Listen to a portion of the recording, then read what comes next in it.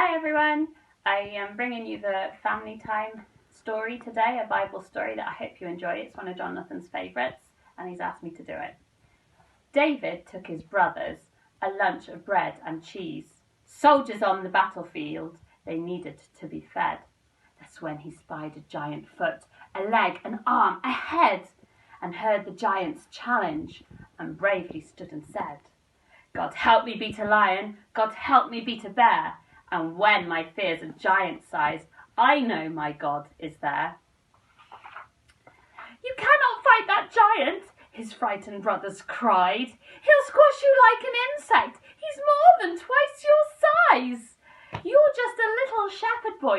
You should be terrified."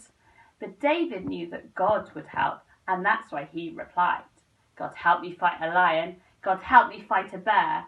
And when my fears are giant-sized, I know my God is there."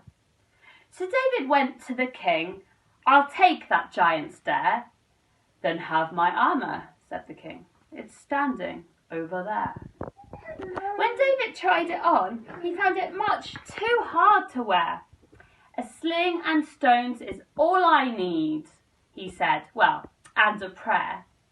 "God help me beat a lion, God help me beat a bear. And when my fears are giant-sized, I know my God is there." The giant looked at David. He growled, he cursed, he roared. "You sent this stick-sized boy against my spear, my shield and sword. I'll beat him without trying, then feed him to the birds." But David reached into the pouch where his 5 stones were stored.